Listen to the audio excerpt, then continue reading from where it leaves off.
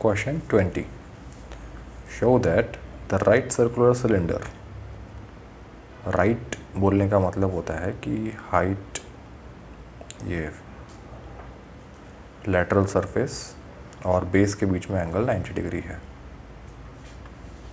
तो show that the right circular cylinder of given surface, ये important, given surface मतलब surface area given है, constant है, fixed है.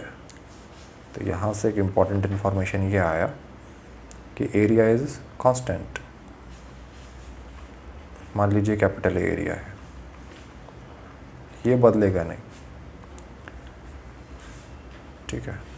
और एरिया कांस्टेंट, सरफेस एरिया क्या होता है सिलेंडर का? अगर मान लीजिए रेडियस है आर, स्मॉल आर लिख रहा हूँ, और ये हाइट है एच, तो सरफेस एरिया ऑफ सिलेंडर होगा 2 pi r h plus 2 pi r square. ये surface area of right circular cylinder होता है. ये हमें कांस्टेंट दिया है, उस कांस्टेंट को हमने ए लिखा, ठीक है. ये पहला इन्फॉर्मेशन. दूसरा, उन्होंने लिखा है कि मैक्सिमम वॉल्यूम मैक्सिमम होना चाहिए. तो इसके लिए पहले आपको वॉल्यूम लिखना पड़ेगा, ठीक है. वॉल्यूम क्या होता है? Pi r square times h, area of base into height. अब देखिए, अब यहाँ से h को r के टर्म में लिख सकते हैं. कैसे? 2 पाई आर एच को लिखा जा सकता है a minus 2 pi r square. Transpose किया, 2 पाई आर स्क्वायर को उठाकर राइट में ले गए. फिर यहाँ से h को लिखा जा सकता है a minus 2 pi r square divided by 2 pi r. h को r के टर्म्स में लिखा. इसे सब्स्टिट्यूट कर दीजिए वॉल्यूम के एक्सप्रेशन में. तो वॉल्यूम क्या बन रहा है? पाई आर स्क्वायर, h की जगह लिखा आपने a minus 2 pi r squared divided by 2 pi r. देखिए, पाई से पाई कैंसिल हो गया है, एक आर से एक आर कैंसिल हो गया है. तो volume as a function of r आ गया है. हमारे पास यहाँ दो वेरिएबल थे, h एक वेरिएबल है, r एक वेरिएबल है, ठीक है. तो हमने एक सिंगल वेरिएबल के टर्म्स में वॉल्यूम का एक्सप्रेशन लिख लिया है. तो volume as a function of r क्या आया? r times a minus 2 pi r squared divided by 2. r को अंदर मल्टीप्लाई करके भी लिख सकते हो. तो volume as a function of r क्या आ रहा है यहाँ पर? यहाँ लिख देता हूँ मैं. r को अंदर मल्टीप्लाई किया तो आ रहा है ये a into r, a constant है, minus 2 into pi into r cube divided by 2. ये वॉल्यूम फंक्शन है.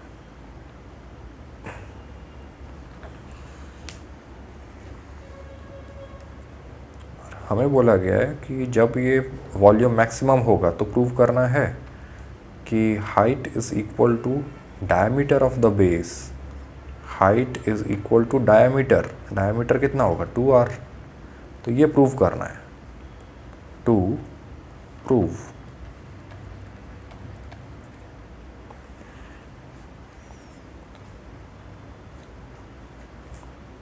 वॉल्यूम मैक्सिमम कहाँ होगा, r के कौन से वैल्यू के लिए होगा, ये फाइंड करने के लिए हमने पहले वॉल्यूम फंक्शन को डिफरेंशिएट किया विद रिस्पेक्ट टू r. तो इसमें आप लिख सकते हो differentiating with respect to r. Differentiate with respect to variable r.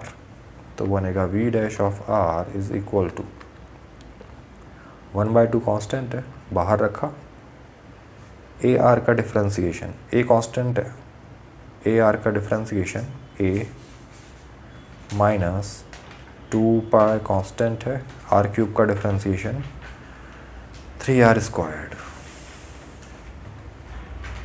तो यहाँ से v डैश आर क्या आया, 1/2 a माइनस 2 3 6 पाई r²।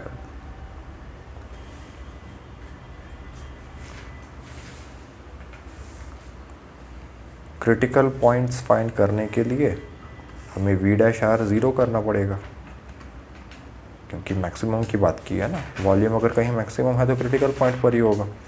तो v dash of r equal to 0, इसका मतलब हाफ टाइम्स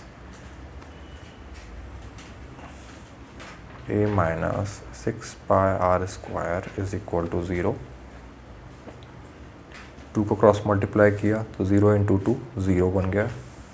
यहाँ से आया a minus 6 pi r² is equal to 0। तो यहाँ से आया 6 pi r² is equal to a, तो r² is equal to a upon 6 pi. अब दोनों तरफ रूट कर दीजिए, तो r का वैल्यू वैसे पॉजिटिव भी आ रहा है नेगेटिव भी आ रहा है, लेकिन हमें पता है रेडियस नेगेटिव नहीं हो सकता, इसलिए मैं यहाँ सिर्फ पॉजिटिव वैल्यू लिख रहा हूँ, a अपॉन 6 पाई का रूट। ये रेडियस का एक वैल्यू आया जहाँ पर v डैश आर 0 है। अब यहाँ मैक्सिमा होगा या मिनिमा होगा अगर चेक करना है, तो उसके लिए मैंने सेकंड डेरिवेटिव टेस्ट यूज़ किया। जैसे एक बार फिर से डिफ्रेंशिएट किया with respect to r, v dash r का differentiation v double dash r equal to half constant है बाहर रखा, मल्टीप्लाइड बाय a का डिफ्रेंशिएशन, a कांस्टेंट है उसका डिफ्रेंशिएशन 0 माइनस 6 पाई r² का डिफ्रेंशिएशन 2r। तो v double dash of r equal to, देखिए क्या बन रहा है ये, हाफ टाइम्स माइनस 6 2 12 पाई r²। अच्छा, ये तो कैंसिल भी हो रहा है, 2 6 12। तो v double dash of r आ रहा है माइनस 6 पाई r²। ठीक है, तो ये तो वैसे भी दिखाई दे रहा है कि हमेशा ही नेगेटिव है, क्योंकि 6 एक कांस्टेंट है, पॉजिटिव कांस्टेंट, पाई एक पॉजिटिव कांस्टेंट है, r² भी एक पॉजिटिव नंबर ही होगा, किसी भी नंबर का स्क्वायर तो पॉजिटिव ही होता है। तो अगर ये पूरा का पूरा पॉजिटिव है, उसके आगे माइनस से मल्टीप्लाई कर दिया, माइनस साइन लगा दिया, तो overall v double dash r तो नेगेटिव ही होगा। ठीक है, तो ये हमेशा ही नेगेटिव है, तो क्रिटिकल पॉइंट पर भी नेगेटिव होगा। लिख दीजिए एक बार इसे इस तरह से कि v double dash of root critical point पर अगर हमने इसका वैल्यू लिखा तो क्या आ रहा है, ये माइनस 6 पाई r²। r का स्क्वायर मतलब इस वाले टर्म का स्क्वायर। तो ये पूरा टर्म सॉल्व करोगे तो 6 पाई कैंसिल हो जाएगा। चलिए लिख लीजिए, माइनस 6 पाई, रूट हट गया स्क्वायर करने से, 6 पाई से 6 पाई कैंसिल हुआ तो माइनस ऑफ a आया। अब एरिया तो हमेशा पॉजिटिव ही होगा, एरिया नेगेटिव थोड़ी हो सकता है। तो इसका मतलब v double dash of root a by 6 pi आया माइनस a। ये एक नेगेटिव नंबर है, क्रिटिकल पॉइंट पर सेकंड डेरिवेटिव का साइन नेगेटिव आ गया। इसका मतलब इस क्रिटिकल पॉइंट पर r equal to root a by 6 pi के करस्पॉन्डिंग सेकंड डेरिवेटिव नेगेटिव है, मतलब कॉन्केविटी डाउनवर्ड है। और कॉन्केविटी डाउनवर्ड है, इसका मतलब उस पॉइंट के करस्पॉन्डिंग मैक्सिमा है। ये हमें चेक करना था। ठीक है, तो यहाँ से हमने बता दिया कि r equal to root of a by 6 pi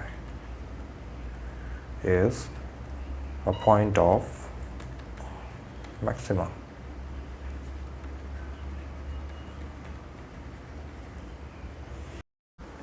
R के इस वैल्यू के करस्पॉन्डिंग हमें H का वैल्यू चाहिए, मतलब हमें H और R में रिलेशन चाहिए।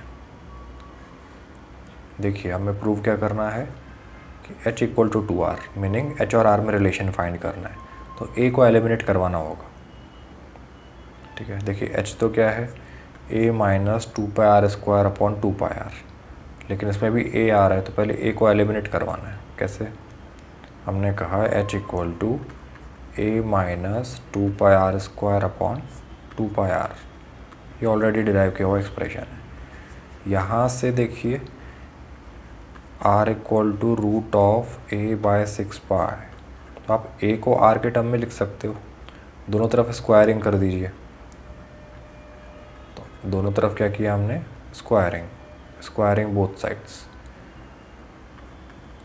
तो R² और रूट ऑफ A/6π का स्क्वायर A/6π होगा, रूट हट गया स्क्वायरिंग से, तो यहाँ से A इक्वल टू क्या लिखा जा सकता है, R² into 6π, A equal to 6πr²। तो देखिए अब ये वैल्यू यहाँ पुट कर दीजिए, तो इससे A एलिमिनेट हो जाएगा। A की जगह लिखा आपने 6πr², आगे लिखा है माइनस 2πr² अपॉन 2πr। तो यहाँ से क्या आया, H equal to 6πr² minus 2πr² 4πr² divided by 2πr, pi से पाई कैंसिल, 2 2 ज़ा 4, एक R से एक R कैंसिल, तो यहाँ से बचा क्या, सिर्फ H equal to 2 times R। यही हमें प्रूव करना था, या इसको ऐसा बोल सकते हो, H equal to diameter, 2R क्या होता है, डायामीटर, हैंस प्रूव्ड रेडियस का डबल डायामीटर होता है। ठीक है, तो जब H इक्वल टू डायामीटर होगा, जब height of right circular cylinder और diameter of its base equal होगा, तब जाकर इस पर्टिकुलर सिलेंडर का वॉल्यूम मैक्सिमम होगा।